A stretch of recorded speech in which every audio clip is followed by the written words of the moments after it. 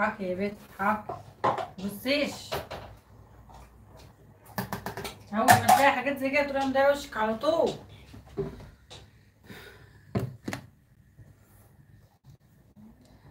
ايه اتقال يا زين امبارح اجى لامي بيقول لها بنتك قمر. اتقال يا بيه تقلي صلصه.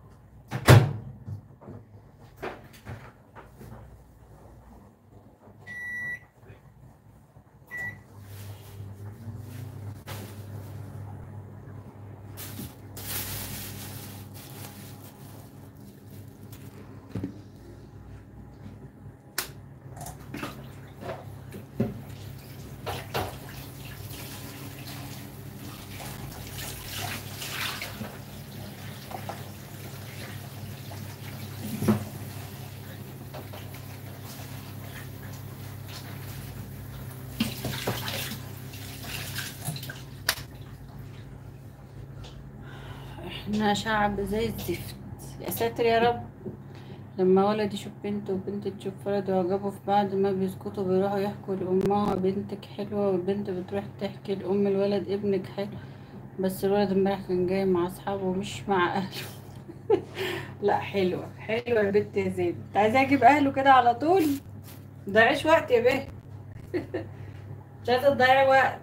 هات أهلك يا ابني يلا. يلا لازم نتفق على الخطوبة على طول. انت جايب لي اصحابك، ما ينفعش الكلام ده. اصحاب مين والناس نايمين؟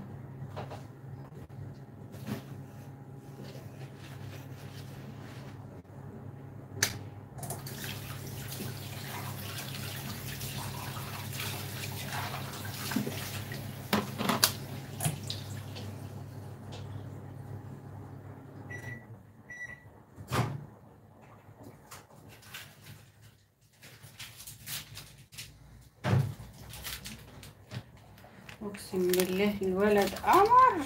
يا بنت قلت لك غض بصرك.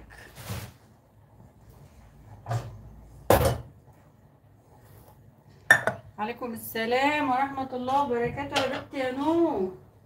كل سنة وانت طيبة.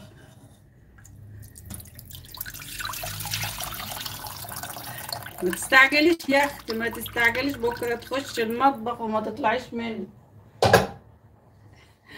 عليكم السلام نورتي. ملموش حبيبتي، كل سنة وانت طيبة وانت بالصحة والسلامة يا حبيبتي.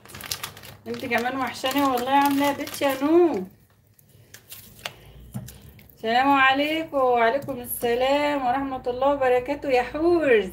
عاملة يا بنت يا حورز؟ منورة يا به. ليكي وحشة يا بنت اللذينة.